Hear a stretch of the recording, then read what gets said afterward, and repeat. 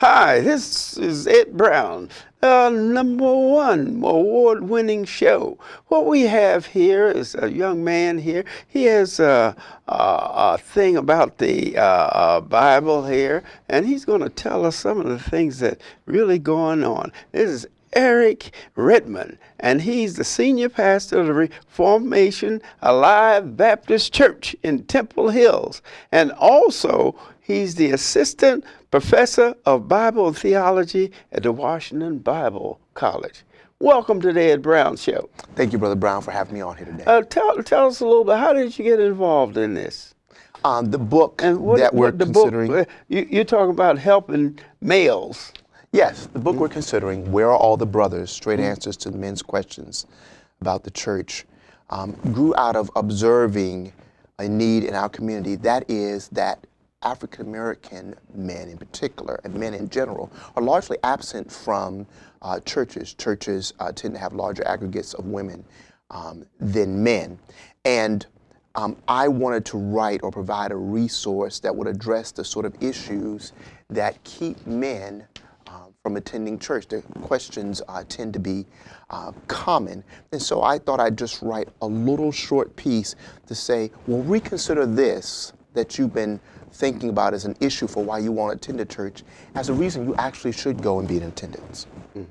Okay, now in your book there you have about 8 or 9 categories. You want to go down a few of those, but before you do that, let's find out your background. You know, what about, nobody does all this by themselves, you know what I mean? Tell us about your family. Well, I have a great supporting cast. My wife Pam and I will have been married 20 years come July 20 of this month, my sweetheart, and she's been supporting me in July the corner. 20th, oh Yeah, wow. right around the corner. Right around the corner. And so we're really excited about this year, but she has supported me in every way all these years. And then I have 5 children, ranging from ages 19 down to 10. My oldest, Karis, age 19, is in her 2nd year at George Washington University. My middle daughter, Chloe, is a senior at Grace Brethren Christian School in Clinton, Maryland. My youngest daughter, Candace, 13, is in middle school at Grace Brethren. And then my 2 sons, Calvin and Codell, 12 and 10, are also at Grace Brethren, and they have greatly supported me also in all that I'm doing. And then I also have 2 great parents, Dr. and Mrs. Walter and Linda Redmond, who live here in Forestville, have made many sacrifices for me to have a great education and have supported my family also, and have been behind me in all of my endeavors in life, gave me great exposure to many things as a child so that I could have opportunities like this. And then also my church family has been behind me the entire way, Reformation Alive Baptist Church, and I'm so grateful for them. Fantastic. Well, tell us a little bit about these. We'll get into those 9. I think I counted 8 or 9 of them. And let's start out about the church itself. Are they really doing anything for the people, or are they just out there for the money? One book, or one of the concerns that will keep men or many people away from the church is a concern that some churches are just after your money, meaning the people running the church are selfish, greedy charlatans who are asking people to pour out their hard-earned dollars into the coffers so they can live at a level high above all the people they're serving. Now, it is true there are people out there like that, and that happens in churches sometimes, but the church also uses money for many good things, and there are many people who have good and fair business practices and are wise stewards over the money that is coming into the church.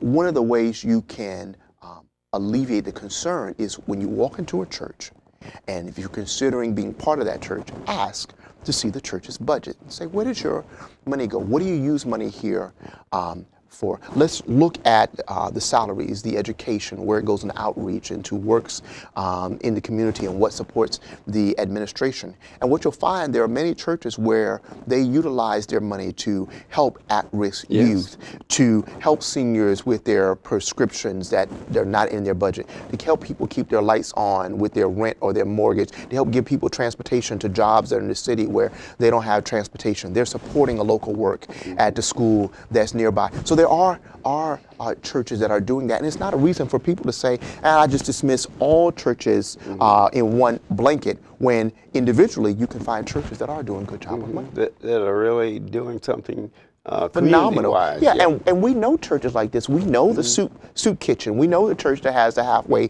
house. We know the church that has a food pantry and the clothes pantry. We see them in our neighborhoods, so we can't just dismiss every church. Well, what about the size of the church? People sometimes use that, the mega churches versus the smaller churches.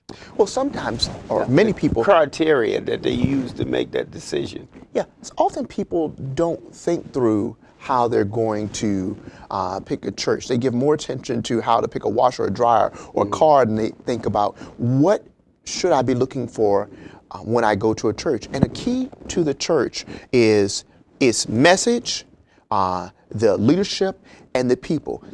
In a church, the message should center around the gospel. It should be about the death and resurrection of Jesus Christ and all the implications for all aspects of life, not just for your religious or your spiritual aspect of life. It should affect marriage and family. It should affect your business and your worldview on your business. It should affect how young people act in school. It should affect the role of the church in the community, and even how we look at government and authority structures. That should be a message that's ringing out from the pulpit and characterizes how everything is shaped inside of a church. And then, are the people loving? Are their lives characterized by a change that would show the fear of God? Do they support one another both in good and bad times? And then the people in leadership, are they qualified to lead? And do they have lives of integrity behind what they're saying? If you could find a place like that, size does not matter. It can be a very large church, or it can be a very small church. But you want to see what is under the hood at either church. Okay, what about the young people? It seems that there are problems all over the world, not just here in the United States, with the youth, getting them involved into the church. What are some of the things that they think about in their opinions? Well, I think it's important to understand that youth are only youth for 18 years, and then they become an adults. And we have to have that mindset when we and older generations are thinking about our young people. This is one of the good things about the evolutionary elders that Dr. Eugene Williams does. And who's been a guest here on the program. It's good that he understands we need to give back to the lower generations, because they're going to be the people who lead and run things very, very soon. Or as I tell my children, you're only a child for so long. You spend the great majority of your life being an adult. So now those who are in the church have to think about what investments do we want to make in those who are going to be adults and leaders in just a generation. But what we often do is say we just want to keep them around. So we find a nice punch and cookies program on an evening, and we find some nice loud music for them and some dramas and skits. That's nice to hold their attention and make them feel that it's a fun place. But really, if once we get past that, I think young people are looking for some substance. And I think they're looking for someone to say, this is really why we're doing this. There's a God that has spoken to us that is going to change your life morally. He's going to change your emotions, and he's going to affect your entire life for good. And you are accountable to him. Now, let us show you how to live a life as a good citizen before him, and how that'll affect everything. They're looking for that, and we should offer it to them. Well, that's one of the problems that we have now, is with the young people, the problem with crime and things of that nature. Now, how would you get that over as far as coming to the church for help for some of the problems that our young people have?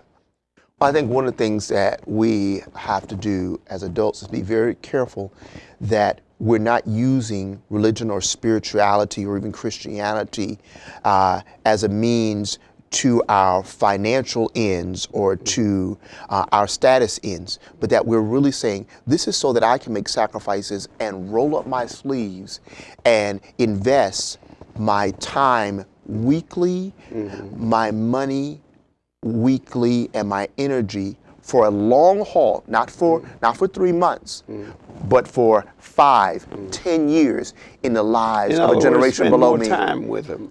And not just spend more time, but saying, this is a generational project. Keeping young people from a gang is not something that you can do 3 Friday nights for 1 month. Because the moment you stop, the gang is still out there, because the gang understands, they call themselves families. They're building families. And the crime temptation that's out there when they don't have jobs and want money in their pockets and want to get Jordans or whatever else, that's going to exist from the time that they're 7 until the time that they're 18 and they're out on their own. We have to say, we're going to make lifelong investments and turning them away, and we're going to let them be part of our home and part of our lives. And if this means that we can't live in the McMansion in order to involve ourselves, that's what we have to do. Yeah, well, what about the peer pressure?